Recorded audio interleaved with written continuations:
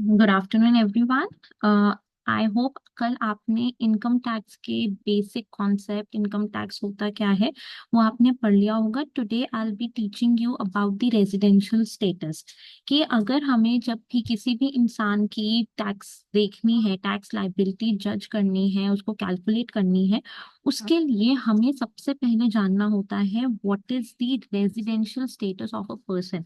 अगर कोई रेजिडेंट है देन ओनली उसकी टैक्स लाइबिलिटी आप उस पर्टिकुलर कंट्री में कैलकुलेट कर पाओगे। उसकी टैक्स लाइबिलिटी तभी अराइज होगी if that person is the resident of that particular country. तो उसके लिए सबसे पहले there is a need to distinguish between citizenship and residentship.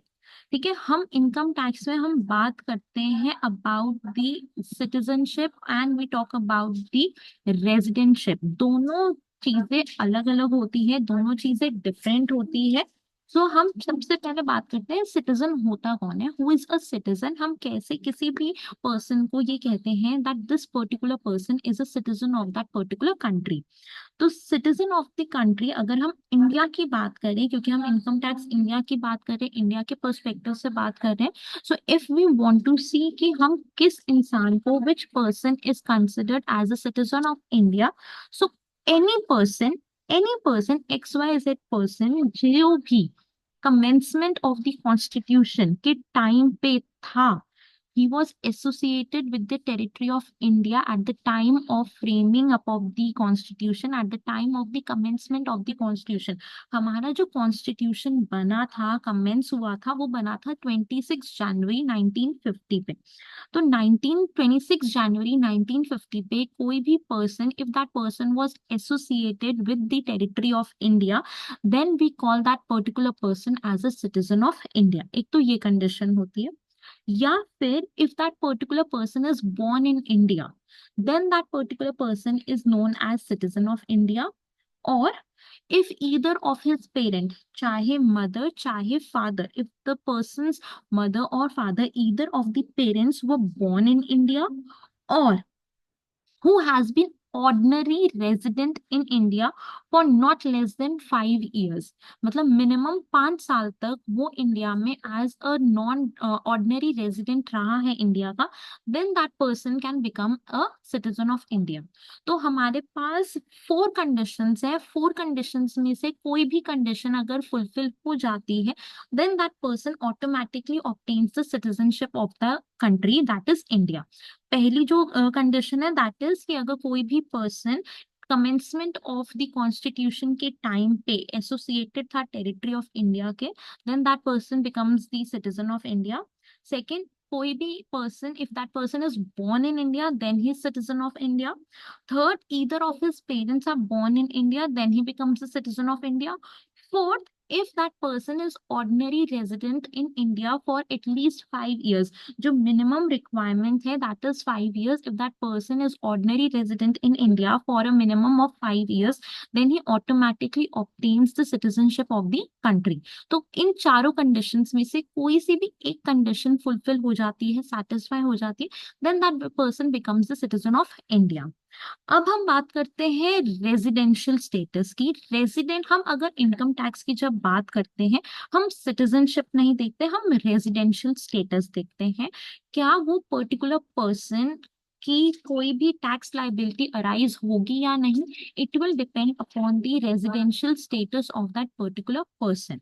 ठीक है, सो रेजिडेंशियल स्टेटस हम हमेशा प्रीवियस ईयर की बात करते हैं। जो भी हमारा असेसमेंट ईयर होता है, उस असेसमेंट ईयर से प्रीवियस ईयर जो होता है, तब हम चेक करते हैं उसका रेजिडेंशियल स्टेटस। सो हर एक इंसान का प्रीवियस ईयर के हिसाब से उसका रेजिडेंशियल स्टेटस चेंज होता है।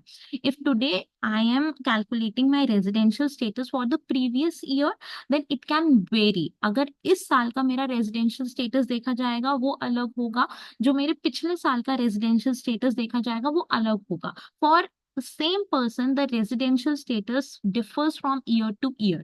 सिटीजनशिप हमारी सेम रहती है ईयर टू ईयर, बट जो रेजिडेंशियल स्टेटस है, जिस कॉन्सेप्ट की बात हम करते हैं इनकम टैक्स में, जब हम चार्जेबिलिटी ऑफ इनकम की बात करते हैं तो हम रेजिडेंशियल स्टेटस देखते हैं। तो जो रेजिडेंशियल स्टेटस देखते हैं हम हमेशा प्रीवियस ईयर का देखते हैं, and the status of the residential changes with year two year. जरूरी नहीं है कि जो मेरा प्रीवियस ईयर में रेजिडेंशियल था, अगर मेरा प्रीवियस ईयर में रेजिडेंशियल स्टेटस इंडिया है, तो it might be possible in the next previous year, जो भी मेरा फाइनेंशियल ईयर रहेगा उसके प्रीवियस ईयर में इट माइट हैपन कि मेरा रेजिडेंशियल स्टेटस इंडिया ना रह के कोई और कंट्री हो जाए। It depends upon the situation to situation. तो रेजिडेंशियल स्टेटस और सिटीजनशिप बहुत अलग चीज होती है। चाहे मैं इंडिया की सिटीजन हूँ, इट इज नॉट नेसेसरी कि एक पर्टिकुलर प्रीवियस ईयर में मैं इंडिया की ही रेजिडेंट भी हूँ। So it might differ that an individual can be Indian citizen, but that person can be a non-resident for a certain year.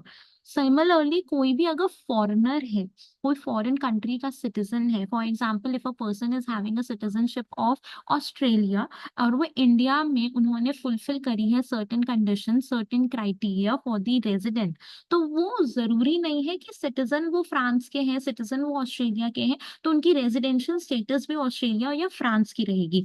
अगर वो India में है, इनकम टैक्स के हिसाब से जो रेजिडेंशियल स्टेटस की जो रिक्वायरमेंट है, जो क्राइटेरिया है, if that person is able to fulfill those criteria, then that person automatically gains the residential status, और जो उसकी इनकम टैक्स है उसकी वो चार्जेबिलिटी बन जाती है if that person is able to fulfill the residential status requirements। ठीक है। सो हमारी जो सिटीजनशिप होती है, हमारी जो रेजिडेंशियल स्टेटस होती है, they are two different thing. जरूरी नहीं है कि जिस जगह की मैं रेजिडेंट हूँ उसी जगह की मेरे पास सिटीजनशिप है, या जिस जगह की मैं रेजिडेंट हूँ उसी जगह, जिस जगह की मैं सिटीजन हूँ उसी जगह की मैं रेजिडेंट हूँ। It is not necessary. Income tax के हिसाब से हम सिटीजनशिप नहीं देखते हैं, we see the residential status of that person, क्योंकि उसकी इनकम टैक्स, उसका कैलकुलेशन, क्या वो पर्सन चार्ज होगा उसके ऊपर कोई इनकम टैक्स या नहीं होगा, on the basis of the Indian rules and regulation, it depends upon the residential status of that person. ठीक है। So resident and citizen are two different concepts. एक पर्सन सिटीजन किसी और कंट्री का हो सकता है और रेजिडेंट हो सकता है इंडिया का, या फिर एक पर्सन सिटीजन हो सकता है इंडिया का एंड रेजिडेंट हो सकता है किसी और कंट्री का। इट डिपेंड्स अपॉन कि वो पर्टिकुलर पर्सन, वो पर्टिकुलर इंडिविजुअल किस पर्टिकुलर कंट्री में उस टाइम पे रिजाइड कर रहा था, उस प्रीवियस ईयर में कहाँ पे वो रिजाइड कर रहा था। तो citizenship is different thing. We do not consider the citizenship when we are talking about income tax. We only talk about the residential status. तो residential status देखते हैं जब हमें income tax की chargeability की बात करते हैं। तो जब हम रेजिडेंशियल देखते हैं तो हम देखते हैं कि क्या उसका कोई स्कोप बन रहा है, क्या उसके ऊपर कोई इनकम टैक्स चार्ज होगा या नहीं, weather his income would be computed as per the requirements, as per the rules and regulations of the Income Tax Act of India or not. It is depending upon only the residential status of that person. If that person is able to qualify the rules, the conditions of the residentship, then that person would be chargeable. Uski jo income tax hogi, jo uska income hoga, that would be chargeable to the Income Tax Act of India. तो citizenship अलग होती है, रेजिडेंशियलशिप अलग होती है।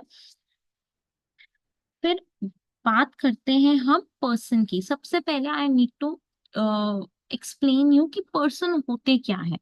अगर हम definition की बात करें तो पर्सन्स बहुत सारे हो सकते हैं। पर्सन की हमने एक डेफिनेशन करी हुई है, हमने बहुत सारे लोगों को, बहुत सारे कंपोनेंट्स को ऐड कर रखा है, that who all can come into the flow chart of the person, कि किन किन लोगों को, किन किन चीजों को हम पर्सन आइडेंटिफाई करेंगे और कैसे हम उनकी फिर इनकम टैक्स कैलकुलेट करेंगे। So as per section 2 subsection 31 of the Income Tax Act, we are having 7 categories of people. Person में 7 कैटेगरी के लोग इंक्लूड होते हैं। सबसे पहले होते हैं एन इंडिविजुअल। कोई भी individual person, the individual person can be a salaried person, an individual can be a sole proprietor, an individual can be any professional, be a CA, be a teacher, कोई भी इन तीनों में से कोई भी person है, कोई भी इंडिविजुअल है। तो अगर कोई बिजनेस चला रहा है, कोई अगर किसी कहीं पे जॉब करता है, कोई प्रोफेशनल कोर्स करके, उन्होंने प्रोफेशनल डिग्री करके they are doing the professional, their professions, then these three categories of the people are included in the individual, they are included in the person. So first is the person, second is Hindu undivided family, जिनकी जो short form है that is HUF। Hindu undivided family क्या होती है, जब joint family जो होते हैं, they are having an ancestral property, they are having an ancestral business, और वो उस पर्टिकुलर बिजनेस को आगे फॉरवर्ड कर रहे हैं, all the family members are coming together, they are running that particular business, and there is one karta who is responsible for the rules and regulation, who is responsible for the major decisions that need to be taken in that Hindu undivided family business. Then next is a company. Company can be a foreign company, it can be an Indian company, any company which is there. सो यहाँ पे आप flow chart में भी आप देख पाएंगे, person में individual देखते हैं, हिंदू अनडिवाइडेड फैमिली देखते हैं, एंड अदर्स में we come across the companies. Companies can be a national company, it can be a multinational company, it can be a foreign company, any company.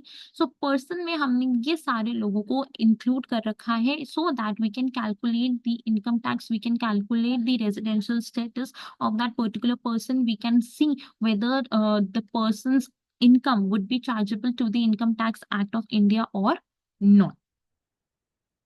Then come individual की क्या definition है, who is an individual? So as per section 6 subsection 1 of the Income Tax Act, an individual can be a person, an individual can be an Hindu undivided, can be a person who is a salaried person, an individual can be a person who is having his own business, a sole proprietor, or an individual can be a profession. So जब हम individual की बात करते हैं, हम देखते हैं उसका residential status, and residential status जो होता है वो दो तरीके के होते हैं। द फर्स्ट इज रेजिडेंट, पहले हम ये डिटरमाइन करते हैं क्या वो पर्टिकुलर कंट्री का रेजिडेंट है या नहीं है। The moment we get to know कि that person is the resident of the country, the resident of India, then we जज क्या वो पर्टिकुलर पर्सन ऑर्डिनरी रेजिडेंट है या नॉन ऑर्डिनरी रेजिडेंट है इंडिया का। हमारे को सबसे पहले इंडिविजुअल देखना है। इंडिविजुअल का देखना है क्या वो पर्सन रेजिडेंट है। जब हमें ये आइडेंटिफाई हो जाए that that person is the resident of the country, then we identify क्या वो ऑर्डिनरी रेजिडेंट है या वो नॉट ऑर्डिनरी रेजिडेंट है इंडिया का। ठीक है, सो हम जब भी, चाहे वो हिंदू अनडिवाइडेड फैमिली हो, चाहे वो इंडिविजुअल हो, चाहे कंपनी हो, जब हम रेजिडेंशियल स्टेटस की बात करते हैं तो हम पहले ये आइडेंटिफाई करते हैं क्या इंडिविजुअल, हिंदू अनडिवाइडेड फैमिली या कंपनी वो रेजिडेंट है उस कंट्री की। जब हम ये आइडेंटिफाई कर लें कि हाँ वो रेजिडेंट है, then we see whether that particular person और दैट इंडिविजुअल और दैट HUF और that company is a ordinary resident in India or non-ordinary resident in India. So हम ये कैटेगरीज में चलते हैं। पहले हम पर्सन देखते हैं क्या वो पर्सन है, पर्सन में इंडिविजुअल आता है, HUF आता है, कंपनी आता है, फिर हम देखते हैं क्या वो रेजिडेंट है भी या नहीं उस कंट्री की। The moment we get to know कि हाँ वो रेजिडेंट है इस कंट्री की, तो हमारी जो नेक्स्ट लेवल होती है, we need to identify whether that person is the ordinary resident in India और the non ordinary resident in India. ठीक है, तो ये सारे लेवल है। सबसे पहले हम बात करेंगे जब हमें ये आइडेंटिफाई करना है weather that person is a resident और नॉट। जब हम रेजिडेंट और नॉट की बात करेंगे तभी हम उसके बाद पता कर पाएंगे कि वो ऑर्डिनरी रेजिडेंट है या नॉन ऑर्डिनरी है। So in order to check whether that particular person is resident in India और not, there are two conditions. ठीक है, तो कंडीशंस पे जाने से पहले मैं आपको एक चीज पूछना चाहती थी, that is what is the difference between and और। जब हम बात करते हैं एंड की और जब हम बात करते हैं और की, तो जब भी हम कंडीशंस की बात करते हैं हम ये दो टर्म्स हमेशा देखते हैं। तो एंड और का मतलब क्या होता है, जब आप देखते हो कि दो कंडीशंस हैं और इसमें लिखा है that they both needs to be satisfied, कि अगर कंडीशन 1 है, कंडीशन 2 है और उन दोनों कंडीशंस के बीच में एंड लगा हुआ है, द मोमेंट एंड लगा होता है उसका मतलब होता है कंडीशन 1 भी फुलफिल होनी चाहिए, कंडीशन नंबर 2 भी फुलफिल होनी चाहिए। अगर दोनों कंडीशंस में से कोई भी एक कंडीशन फुलफिल नहीं होती है तो वो कट हो जाता है, वो नॉन रेजिडेंट हो जाता है, that can not be fulfilled. वहीं अगर दो कंडीशंस के बीच में और लगा होता है, इफ और is present between two conditions, it means that चाहे कंडीशन 1 सेटिस्फाई हो जाए या 2 सेटिस्फाई हो जाए, कोई सी भी एक कंडीशन अगर सेटिस्फाई हो जाएगी, then that particular person is able to fulfil the criteria.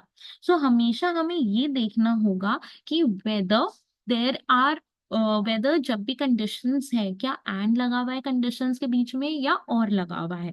तो जब हम रेजिडेंशियल स्टेटस की बात करते हैं, इंडिविजुअल की बात करते हैं, जब हमें एक इंडिविजुअल पर्सन की रेजिडेंशियलशिप के बारे में देखना पड़ता है, तो हमें हमारे पास दो कंडीशन है। इन दो कंडीशंस में से कोई भी एक कंडीशन अगर फुलफिल हो जाती है, अगर सेटिस्फाई हो जाती है, then we can say that that particular person, that particular individual is the resident in India. तो वो दो कंडीशंस क्या है? सबसे पहली कंडीशन होती है, आप स्क्रीन पे ये भी देख सकते हैं that if he satisfies any one of the following condition, मतलब कि दो कंडीशंस है, दो कंडीशंस में से अगर कोई भी एक कंडीशन वो सेटिस्फाई कर रहा है individual, then we can categorise that person as a resident in India. So the first condition in order to be the resident of India is when he is in India for a period of 182, at least 182 days, minimum हमें कितने days चाहिए? 182 days वो resided करना चाहिए उस particular country में, India में। ही should be in India for at least 182 days. 182 days से अगर कम होगा तो हमारी कंडीशन फुलफिल नहीं होगी। अगर वो 190 डेज रह रहा है इंडिया में, या 185 डेज भी हो गए, 182 डेज हो गए, 183 डेज भी हो गए, कोई भी 182 डेज से ज्यादा जब वो रह लेगा, 182 डेज, एटलीस्ट 182 डेज अगर वो रह लेगा, then he is said to be a resident in India. The second condition is that too in the previous year. जो फॉर एग्जाम्पल अगर मुझे देखनी है अपनी income tax liability for the year 2021 to 20, तो मैं देखूंगी क्या वो पर्टिकुलर पर्सन 182 डेज रहा है इन द प्रीवियस ईयर। तो 2021-20 21-22 का जब मैं निकाल रही हूँ, अपनी इनकम टैक्स निकाल रही हूँ, तो उसमें मेरा प्रीवियस ईयर हुआ 2020 टू 21। तो उस पर्टिकुलर पर्सन को between the time period of 2020 to 21, starting from April 2020 to March 2021, अगर वो पर्टिकुलर पर्सन, वो इंडिविजुअल मिनिमम 182 डेज रिजाइड कर रहा है इंडिया में, then he is considered as a resident in India. तो हमेशा हम प्रीवियस ईयर की बात करते हैं, जिस भी ईयर को हमारे को इनकम टैक्स लाइबिलिटी कैलकुलेट करनी होती है, उससे प्रीवियस ईयर, उससे पहले की ईयर जो हमारा फाइनेंशियल ईयर स्टार्ट होता है, it start from 1 April of any year and it ends at the 31 March of the next year.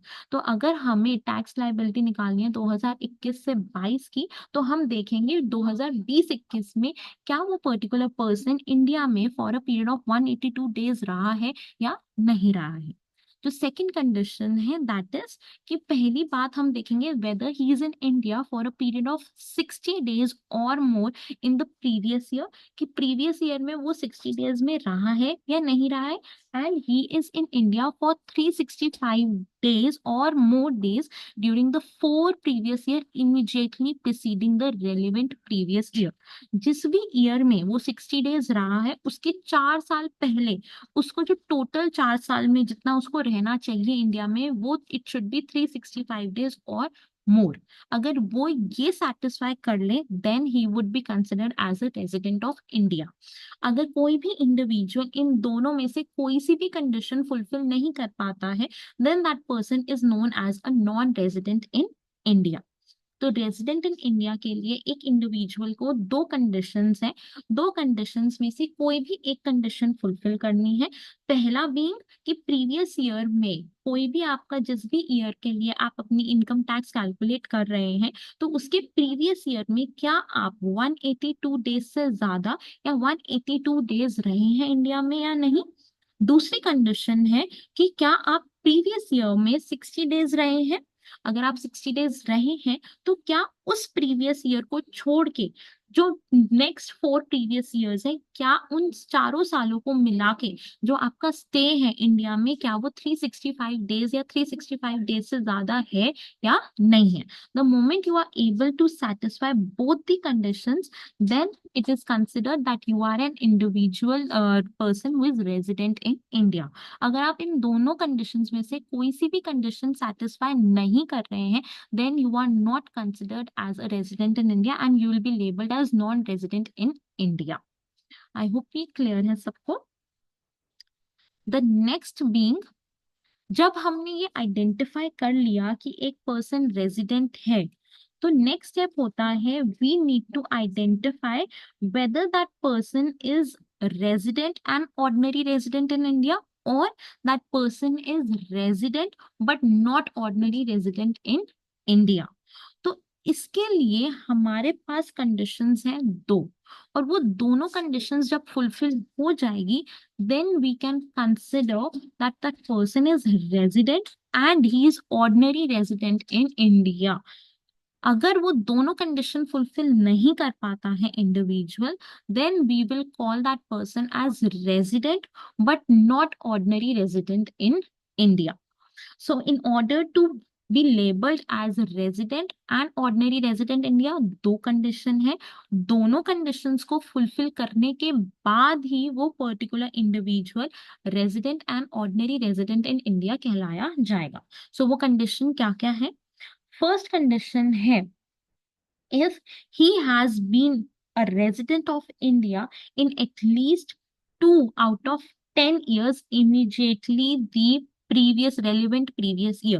That means अगर मैं previous year मेरा 2020-21 है, तो उसमें से जितने भी 10 साल है, 10 साल में से 2 साल he is resident in India. Resident in India के लिए वो क्या हो गया, या तो 182 डेज हो रहा है उस इंडिया में या फिर 60 days in the previous year and 4 years को कैलकुलेट करके उसको 365 डेज से ज्यादा रहना है उस इंडिया में। तो क्या है, पहली कंडीशन है कि जो भी हमारी रेलेवेंट प्रीवियस ईयर है, उस रेलेवेंट प्रीवियस ईयर को छोड़ के बाकी के जो 10 प्रीवियस ईयर है उसमें से किसी भी 2 सालों में that person is the resident in India. जो सेकंड कंडीशन है that is that he has been resided in India for a period of 730 days, minimum 730 days है और more during the 7 previous year immediately preceding the relevant previous year. तो ये जब दोनों condition fulfil हो जाएगी, पहली कंडीशन है कि जो हमारा रेलेवेंट प्रीवियस ईयर है उसको छोड़ के जो बाकी के जो 10 प्रीवियस ईयर है उसमें से किसी भी 2 सालों में that person should be a resident in India. The second condition is that that person has resided in India for a period of 730 days. Minimum 730 दिन उसको रहना पड़ेगा इंडिया में for during the 7 previous year. जो relevant previous year है उसको छोड़ के बाकी के जो 7 साल है प्रीवियस, उसमें से उसको सारा टोटल मिला के उसकी जो रिजाइडिंग होनी चाहिए in the all the 7 years, that should be 730 days. Minimum 730 days is required. The moment that person, that individual is able to satisfy both the conditions, यहाँ पे आप देख रहे होंगे it is and। हमेशा जब हमें दोनों conditions fulfill करनी है या जितनी भी हमें conditions दी हुई होती है उनके बीच में and होता है, इसका मतलब है कि हमें सारी conditions fulfill करनी होती है। अगर कोई सी भी एक condition fulfill नहीं होती है देन हम नहीं बनते, हमारा रेजिडेंट एंड ऑर्डिनरी रेजिडेंट नहीं हो पाता, हम ऑटोमेटिकली क्या हो जाएंगे, resident but not ordinary resident in India. So resident के लिए हमेशा हमारे पास दो कंडीशन है, दो कंडीशन में से कोई सी भी एक कंडीशन फुलफिल हो जाएगी और वो दो कंडीशन क्या है कि पहली जो हमारी प्रीवियस ईयर है उसमें हम 182 डेज रह रहे हैं मिनिमम, या फिर हमारा जो प्रीवियस ईयर है उसमें हम 60 डेज रह रहे हैं, और जो इमीडिएटली प्रीवियस ईयर के जो इमीडिएटली 4 साल हैं उसमें हम टोटल मिला के हमारा जो स्टे है दैट इज 365 डेज और मोर। जब दोनों में से कोई सी भी एक कंडीशन फुलफिल हो जाएगी तो हमारा क्या हो जाएगा, हम रेजिडेंट हो जाएंगे। अगर हम दोनों कंडीशंस में से कोई सी भी एक कंडीशन फुलफिल नहीं कर पा रहे हैं, then that individual is labelled as non resident in India, उसकी टैक्स लाइबिलिटी नहीं रहेगी इंडिया में। जब हमने ये आइडेंटिफाई कर लिया है that a person is resident in India, तो अब हम रेजिडेंट को भी फर्दर हमने क्लासिफाई किया हुआ है, डिवाइड किया हुआ है into resident and ordinary resident in India, and the other one is resident but not ordinary resident in India. So in order to know whether that person is ordinary resident in India, we are having two conditions. Both the conditions need to be fulfilled. If both the conditions, if any one of the condition is not fulfilled, then that person is labeled as resident but not ordinary resident in India. The moment the person is able to qualify both the conditions, then he is labeled as resident and ordinary resident in India. So दो conditions क्या है, जो हमारा relevant previous year है उसके preceding, उसके पहले जो 10 साल आए हैं उसमें से किसी भी 2 सालों में वो इंडिविजुअल, वो person should be a resident in India. The second being, जो हमारा प्रीवियस ईयर है, रेलेवेंट प्रीवियस ईयर है, उसको छोड़ के जो पहले के 7 इयर्स हैं उसमें उसका जो टोटल स्टे होना चाहिए इंडिया में that should be 730 days. 730 days is minimum, 730 days से ज्यादा भी हो सकता है। 730 होना is the minimum criteria. The moment the person is able to qualify both the condition, then that person is considered as resident and ordinary resident in India. अब आपको याद होगा हमने बात करी है रेजिडेंशियल स्टेटस की, कि दो कंडीशंस हैं। दो कंडीशंस में से कोई सी भी एक कंडीशन अगर हमारी फुलफिल हो जाती है तो वो पर्सन लेबल हो जाएगा रेजिडेंट इन इंडिया में। But there are certain exceptions to this 182 days. जो हमारी पहली कंडीशन है, अगर आप पहली कंडीशन देखेंगे अपने स्क्रीन पे तो यू विल सी दैट पहली कंडीशन है कि प्रीवियस ईयर में that person should be residing for at least 182 days. अब बहुत सारे लोगों पे ये पर्टिकुलर कंडीशन अप्लाई नहीं होती है। उन लोगों को जो कंडीशन है वो कौन सी फुलफिल करनी पड़ती है, सेकंड कंडीशन उन पे लगती है। सो जो सेकंड कंडीशन है दैट इज कि that person should be residing in India in the previous year for at least 60 days, and his stay for the 4 years collectively should be 365 days apart from the relevant previous year. तो जो पहली condition है 182 days की, कुछ certain लोगों पे ये condition apply नहीं होती है।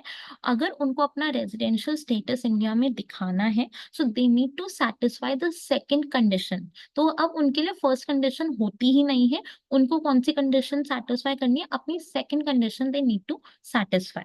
तो वो एक्सेप्शंस कौन कौन से लोग हैं, पहला जो इंसान है जिसके लिए फर्स्ट कंडीशन अप्लाई नहीं होती है, that person is any Indian citizen. Citizen की हमने बात करी थी, सिटीजन होता कौन है, अगर कोई इंडिया में बॉर्न हुआ है, अगर कोई पर्सन बिलोंग करता है इंडियन टेरिटरी का during the commencement of the constitution, third either of his parents have been born in India, और फोर्थ अगर that person has been an ordinary resident in India for not less than 5 years, अगर 5 साल से वो resident है अपनी country का, India की कंट्री का, then that person automatically gets the citizenship of that particular country of the India.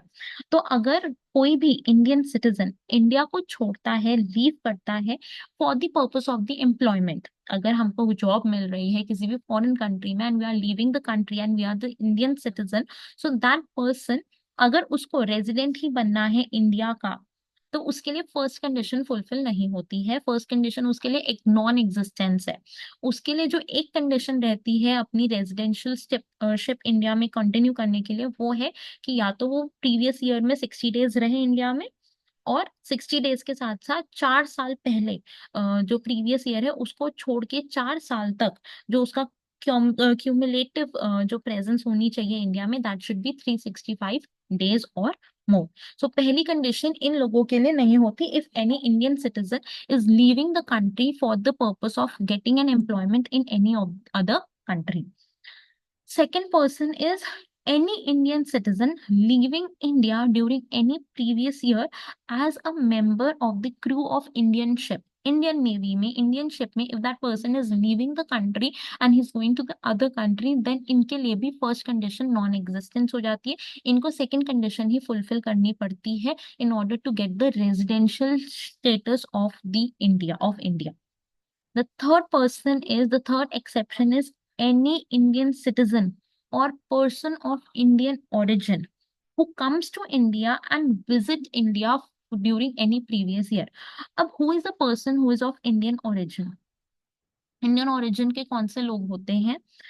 Indian origin is the person, is the category, or any person is said to be Indian origin when if he or any of his parent or any of his grandparent were born under the undivided India. Independence से पहले 1947 से पहले अगर that person was born in India या उसका कोई भी parent, mother father, कोई भी पेरेंट इंडिया में बॉर्न हुआ था, that to undivided India, or any of his grandparents were born in the undivided India, then those people are known as Indian origin. तो इंडियन ओरिजिन के लोग, for example mister X Y Z, mister X Y Z at present रहते हैं पाकिस्तान में, ठीक है, but उनके parents वो born in Hyderabad in the year 1945. तो हमारा 1945 में अनडिवाइडेड इंडिया था. उनके जो पेरेंट्स थे they were born in Hyderabad. So X Y Z, mister X Y Z is the Indian origin. Indian origin क्यों हुई? क्योंकि उनके जो पेरेंट्स थे they were born in India, that to undivided India in the year 1945. तो अगर mister X Y Z India में आते हैं और रहते हैं इंडिया में एंड विजिट पे करते हैं इंडिया में, तो उन लोगों के लिए फर्स्ट कंडीशन एग्जिस्ट नहीं करती है. They need to satisfy the second condition. The second condition to be the resident in India is that they should be residing in India for a period of 60 days or more during the previous year and for 365 days or more during the 4 years immediately preceding the relevant previous year. ठीक है, तो ये तीन जने होते हैं who are exception to the first condition. उन पे फर्स्ट कंडीशन अप्लाई नहीं होती है. उनको अपना रेजिडेंशियल स्टेटस इंडिया में दिखाने के लिए they need to satisfy the second condition. The first person being any Indian citizen who leaves India for the purpose of employment in another country. Second is any Indian citizen who is leaving India during any financial year, during any previous year, any financial year, as a member of the crew of the Indian ship. And the third is any person who is of Indian origin or any Indian citizen who is paying visit to India. Then उनको ये second condition fulfil करनी पड़ती है. First condition के लिए वो लोग exception है. They are not having the first conditions for the residential ship. I hope ये इतना क्लियर है. Then comes Hindu undivided family. अब हमने जब पर्सन को आइडेंटिफाई किया था एक इंडिविजुअल था. Second category was the Hindu undivided family. Similarly Hindu undivided family भी रेजिडेंट हो सकते हैं, नॉन रेजिडेंट हो सकते हैं इंडिया में.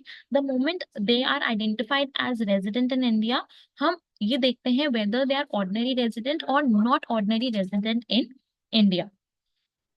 तो रेजिडेंट इन इंडिया देखने के लिए किसी भी एचयूएफ के देखना पड़ता है जब उसका मैनेजमेंट और कंट्रोल ऑफ द एचयूएफ कहाँ पर है. क्या वो पूरा इंडिया में है या थोड़ा सा इंडिया में है, थोड़ा सा दूसरी कंट्री में है. That to in the previous year when we are when we are judging or when we are calculating the residentialship of any HUF, then we see whether the control and the management of that particular HUF is wholly or partly situated in India. ठीक है, तो control और management का मतलब क्या होता है? Control और मैनेजमेंट का मतलब होता है जब आप अपनी पर्टिकुलर एचयूएफ के लिए मेजर डिसीजन उस पर्टिकुलर कंट्री में कर रहे हैं या नहीं, जो भी आपके मेजर डिसीजंस हैं, कंट्रोल है, राइट है, आपके हेड ऑफिस कहाँ पर है, आपका डायरेक्टिंग पावर कहाँ पे सिचुएटेड है, आपका मेन ऑफिस कहाँ पर है, वो हम देखते हैं कि कंट्रोल और मैनेजमेंट में ये सारे कंपोनेंट्स ऐड ऑन होते हैं। क्या आपका मेजर डिसीजंस इंडिया में होते हैं, क्या आपका हेड ऑफिस इंडिया में है या नहीं, क्या आपका सेंट्रल कंट्रोल यहाँ पे है या नहीं, क्या की मैनेजर पर्सन आपके यहाँ पे है या नहीं, क्या आपका हेड यहाँ पे सिचुएटेड है या नहीं। तो अगर इंडिया से बाहर है आपका सारा कंट्रोल और मैनेजमेंट, तो automatically that HUF becomes a non resident HUF. तो ये देखने के लिए कि आपका कंट्रोल है इंडिया में या नहीं, तो अगर आपका पूरा का पूरा कंट्रोल एचयूएफ का कंट्रोल और मैनेजमेंट इंडिया में रहेगा, then you would be considered as a resident in India. अगर आपका कंट्रोल, आपका मैनेजमेंट इंडिया से बाहर होगा, then you would be considered as a non resident HUF. अब ये देखने के लिए कि कोई पर्टिकुलर एचयूएफ ऑर्डिनरी रेजिडेंट है या नहीं, भी सीधी कर्ता। कर्ता कौन होता है? हेड होता है एचयूएफ का। Karta is the one who takes the major decision, who is having the unlimited liability of the HUF, who is taking the major decisions of that particular HUF. तो वी आइडेंटिफाई कि क्या जो करता है वो ऑर्डिनरी रेजिडेंट है India का या नहीं, जो हमने सेक्शन 6 सब सेक्शन 6 में देखा था। अगर कर्ता हमारा ऑर्डिनरी रेजिडेंट इन इंडिया है, देन ऑटोमेटिकली जो आपका एचयूएफ रहेगा, then that particular HUF would be considered as resident and ordinary resident in India. अगर आपका karta he does not satisfy these conditions, तो क्या रहेगा? आपका एचयूएफ भी क्या हो जाएगा? Not ordinary resident in India. Similarly companies हमने पढ़ी थी, कंपनीज भी हमेशा होती है रेजिडेंट कंपनी और अ नॉन रेजिडेंट कंपनी। सो जो आपकी इंडियन कंपनीज होती हैं वो हमेशा रेजिडेंट इन इंडिया ही रहता है। बट अगर place of effective management, place of effective management का क्या मतलब होता है? जहां पे आप की मैनेजरियल डिसीजंस लेते हैं, सो दैट आपका जो कंडक्ट है बिजनेस का वो पॉसिबल हो जाए। तो हम ये देखते हैं अगर की मैनेजरियल डिसीजंस जो है, place of effective management India में है या नहीं। अगर इंडिया में है, then you are a resident in India. अगर आपका इंडिया से बाहर है कि the place of effective management, तो आपका क्या माना जाएगा? You would be considered as a non resident in India. Companies के लिए कुछ भी सब डिविजन नहीं है, लाइक ऑर्डिनरी रेजिडेंट और नॉट ऑर्डिनरी रेजिडेंट। हम सिर्फ और सिर्फ ये देखते हैं क्या हमारा की management, place of effective management India में है या नहीं है। द मोमेंट आपका इंडिया में है, आप की मैनेजरियल डिसीजंस ले रहे हैं which are very important to conduct the business as a whole are made in India, then your company would be considered as resident in India. The moment आपका जो प्लेस ऑफ इफेक्टिव मैनेजमेंट, अगर आप कहीं भी अपने की managerial decision किसी और कंट्री में ले रहे हैं, इंडिया से बाहर ले रहे हैं, तो आपकी जो कंपनी है that would be considered as a non resident in India. I hope मैं क्लियर हूँ इन सब चीजों में। हम अगर थोड़ा सा रिकैप्चुलेट कर लेते हैं, सबसे पहले हमने बात करी थी रिगार्डिंग सिटीजनशिप। सिटीजनशिप और रेजिडेंशियलशिप दोनों डिफरेंट डिफरेंट चीजें हैं, they are different concepts. For the purpose of income tax, we calculate we see the residentialship, we do not see the citizenship of the person. हम हमेशा रेजिडेंशियलशिप देखते हैं, we do not see the citizenship of the person. Residentialship, अगर वो person resident है तो उसकी income tax India में ही भरी जाएगी, उसकी इनकम टैक्स कैलकुलेट इंडिया में ही होगी। फिर हमने बात करी थी कि पर्सन कौन कौन होते हैं। तो पर्सन हमारे लिए एक इंडिविजुअल पर्सन भी हो सकता है, एक सैलरी पर्सन भी हो सकता है, एक सोल प्रोपराइटर भी हो सकता है, हमारे लिए एक कंपनी भी हो सकता है, हमारे लिए हिंदू अनडिवाइडेड फैमिली भी हो जाता है। द मोमेंट हम इंडिविजुअल और एचयूएफ का देख लेते हैं कि वो रेजिडेंट है या नहीं है, तो हमारे पास फर्दर सब डिविजन आती है regarding the ordinary resident in India and non ordinary resident in India. Individual का हमने देखा था, रेजिडेंशियलशिप को जज करने के लिए हमारे पास दो कंडीशन होती है, दोनों में से कोई सी भी एक कंडीशन अगर फुलफिल हो जाती है, then that person is considered as a resident in India.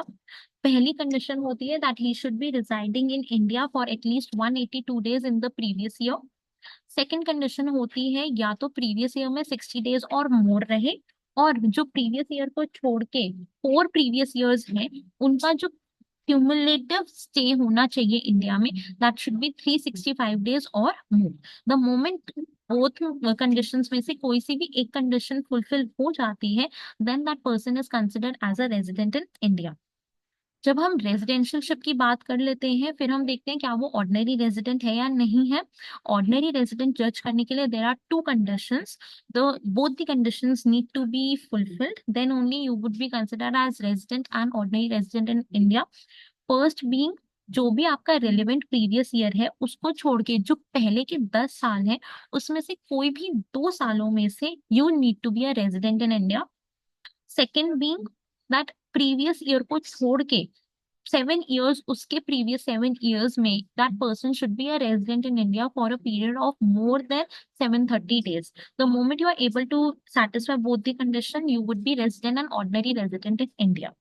फिर हमने बात करी थी कि कुछ कुछ एक्सेप्शंस हैं। There are 3 category of the people जिनके पास फर्स्ट कैटेगरी फर्स्ट कंडीशन नहीं होती है in order to be the resident in India, उनके लिए सेकंड कंडीशन ही होती है, they need to fulfil the second condition. वो 3 पर्सन कौन कौन थे? The first being any Indian citizen who is leaving India for a purpose of employment in another country. The second person being any Indian citizen who is leaving India as a member, as a crew of the Indian ship. And the third being Indian citizen or any Indian person, any person of the Indian origin who comes to visit India in the previous year. फिर हमने बात करी थी HUF की। HUF में हमने और resident and ordinary resident. Resident वो होते हैं जब उनकी जो अफेयर्स होती है होली और partly they are in India, की managerial control and management India में है, then they are resident in India. India से बाहर है होली, नॉन रेजिडेंट। जब हमें ऑर्डिनरी रेजिडेंट या नॉन ऑर्डिनरी रेजिडेंट की बात करते हैं, हम कर्ता का देखते हैं, क्या कर्ता हमारा रेजिडेंट एंड ऑर्डिनरी रेजिडेंट है, या resident and non ordinary resident है, या रेजिडेंट एंड ऑर्डिनरी रेजिडेंट है। अगर कर्ता के ऊपर डिपेंड करेगा क्या हमारा HUF ऑर्डिनरी रेजिडेंट होएगा या सिर्फ नॉन ऑर्डिनरी रेजिडेंट रहेगा। फिर हमने बात करी थी कंपनी की। कंपनी में हम सिर्फ रेजिडेंट और नॉन रेजिडेंट देखते हैं, there is no further sub division for a company. अगर उसका प्लेस ऑफ की इफेक्टिव मैनेजमेंट इंडिया में है, then that is an resident in India. India से बाहर है तो नॉन रेजिडेंट इन इंडिया। अब हम बात करते हैं डिपेंडिंग अपॉन दी जितनी भी अभी डिस्कशन हुई है, there are certain questions. First question being, Mr. Arun, a Canadian citizen, comes to India for the first time during the during the previous year 2016-17। तो वो अरुण आए हैं, वो कैनेडियन, उनके पास सिटीजनशिप है, वो इंडिया में 2016-17 में आए हैं। During the financial year 2016-17, 17-18, 18-19, 19-20, and 20-21, he was in India for 55 days, 60 days, 90 days, 150 days, and 70 days respectively. मतलब कि 2016-17 में that person was 55 days in India, 17-18 में 60 days के लिए, 18-19 में he was in India for 90 days, and 2019-20 में he was for 150 days, and for the year 2020-21 he was in the year he was in India for 70 days. We need to determine his residential status for the academic year for the assessment year 2021 to 22। तो जब हमारा assessment year 2021-22 है, तो हमारा जो previous year हुआ that will be 2020-21। तो अब रेजिडेंशियलशिप जब हमें देखनी है तो हमारे पास 2 कंडीशन है। पहली कंडीशन है 182 डेज रहना चाहिए इंडिया में, बट अगर हम देखें प्रीवियस ईयर की, प्रीवियस ईयर हमारे पास 2020-21 है, वो सिर्फ 70 डेज रह रहा है, तो 182 डेज वाली कंडीशन अप्लाई नहीं हो सकती है। तो हम दूसरी कंडीशन पे जाएंगे। दूसरी कंडीशन में क्या था, पहले तो प्रीवियस ईयर में ही should be in India for a period of 60 days, तो वो 2020-21 में he was in India for 70 days. It means कि 60 डेज हो रहा है, 60 डेज या 60 डेज से ज्यादा होना चाहिए, तो वो 70 डेज रह रहा है, ठीक है। दूसरी चीज हम देखते हैं कि फॉर दी 4 प्रिसीडिंग ईयर्स, जो हमारा प्रीवियस ईयर है 2020-21, उसको छोड़ के बाकी के जो 4 साल हैं, दैट इज 4 साल कौन कौन से हुए, 2019-20, 2018-19, 2017-18 एंड 2016-17। तो इन चारों का जो सम होना चाहिए, उसका जो स्टे होना चाहिए, that should be more than 365 days. Now let's see कि क्या उसका 365 डेज होता है या नहीं। तो 2019-20 में he was in India for 150 days. Okay. For 2018-19 he was in India for 90 days. In 2017-18 he was in India for 60 days. In 2016-17 he was in India for 55 days. अगर हम इन चारों का सम करेंगे तो उसका सम आता है 355 डेज। हमारी मिनिमम क्राइटेरिया क्या है कि उस पर्टिकुलर पर्सन को इंडिया की रेजिडेंशियलशिप लेने के लिए he should be in India for at least 365 days or more in the previous 4 years apart from the relevant previous year। तो वो तो 4 सालों में सिर्फ 355 डेज रहा है, तो इसलिए mister Arun can not be considered as a resident in India, he is non resident in India. फिर हम बात करते हैं सेकंड क्वेश्चन की। The second question being, mister D, an Indian citizen, leaves India on 22nd September 2020 for the first time to work as an officer of a company in France. Determine his residential status for the academic year 2000 for the assessment year 2021 to 22। तो अब मैंने आपको 3 exceptions की बात बताई थी।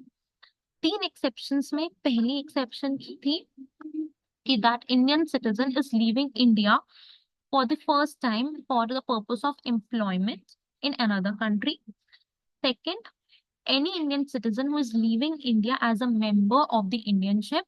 And third being any Indian citizen or any Indian person of Indian origin who is coming to visit India in the previous year. इन तीनों लोगों पे, इन तीनों कैटेगरी के लोगों पे फर्स्ट कंडीशन जो हमारी रेजिडेंशियप की थी, दैट इज फॉर 182 डेज, वो फुलफिल नहीं होती है, वो उनके लिए नहीं होती है। They need to fulfil the criteria of three for living in India, residing in India in the previous year for 60 days and leaving and living in India in the preceding 4 years apart from the relevant previous year 365 days। तो अब देखते हैं क्या ये 365 days रह रहे हैं India में या नहीं रह रहे हैं। तो ये हमारी कंट्री को छोड़ के जा रहे हैं 22 सितंबर 2020 में। हमें देखना है हमारा जो प्रीवियस ईयर हुआ है, दैट इज 2020 टू 2021। तो हमारा जो प्रीवियस ईयर स्टार्ट हो जाता है वो अप्रैल में स्टार्ट हो जाता है and it ends at March of the next year. तो अप्रैल के 30 डेज लेंगे, मई के लेंगे 31 डेज, जून के लेंगे 30 डेज, जुलाई के लेंगे 31 डेज, अगस्त के लेंगे 31 डेज, सितंबर के लेंगे हम 22 डेज। तो इन सबका जब हम कैलकुलेट करते हैं, ऐड करते हैं, it comes out to be 175, which is not fulfilling the criteria of 365 days. ठीक है, तो इसके वजह से मिस्टर डी की जो रेजिडेंशियलशिप है वो इंडिया की नहीं है। Then the last question is, Mr. X is a citizen of Nepal, but his grandfather was born near Multan, present Pakistan, in 1945. He came to India for the first time since 1986 on 2nd October 2020 for a visit of 294 days. Find his residential status for the assessment year 2021 to 22। आप 294 days देख के ये मत भूलना कि ये total उसका stay है। हम सिर्फ एक पर्टिकुलर प्रीवियस ईयर की बात करते हैं, ना कि हम पूरे स्टे की। तो do not get confuse by seeing the 294 days. तो जब मैंने आपको बताया था कंडीशन एक्सेप्शंस की बात करी थी, एक इंडियन ओरिजिन की बात करी थी। इंडियन ओरिजिन में कौन कौन होता है? Any person who himself has been born in undivided India, or his grandparents have been either of his grandparents or either of his parents were born in the undivided India। तो इसके जो grandfather है वो born हुए हैं मुल्तान में, जो is present है Pakistan, that to in the year 1945। 1945 was the year जब हमारा अनडिवाइडेड इंडिया था, पार्टीशन नहीं हुई थी। So mister X is citizen of Nepal but he is of the Indian origin. तो जब वो इंडिया में आ रहे हैं अपनी स्टे के लिए, तो हमें देखना पड़ेगा weather that person is resident in India और नॉट। तो वो आए हैं 2020 में। हमारा जो प्रीवियस ईयर है वो रहेगा हमारा 2020 to 21। तो उसमें हम अक्टूबर, नवंबर, दिसंबर, जनवरी, फरवरी, मार्च लेंगे। तो अक्टूबर में ही हैज कम ऑन 2 अक्टूबर, तो हम 30 डेज अक्टूबर के लेंगे, नवंबर के 30 डेज, दिसंबर के 31, जैन के 31, फेब्रवरी 28 डेज, लीप ईयर नहीं था, और मार्च के 31 days. So the total comes out to be 181 days. So that person is not able to qualify the 365 days। First उसकी एक्सेप्शंस होएगी नहीं। जो सेकंड क्राइटेरिया है, सेकंड कंडीशन है, दैट इज या तो 60 डेज रहे वो प्रीवियस ईयर में, plus he should be in the country for at least 182 for at least 365 days. तो इसलिए वो कंडीशन भी हमारी फुलफिल नहीं हो रही, then mister X can not be considered as a resident in India. So I hope आपको अब रेजिडेंशियलशिप की समझ आ गई होगी। I will share the PPT, I will share the recorded version of this particular session to you all on the group. I'll share the feedback form. I'll share the quiz as well. You need to fill the feedback form um, as well as the quiz. On the basis of the quiz, as well as on the basis of the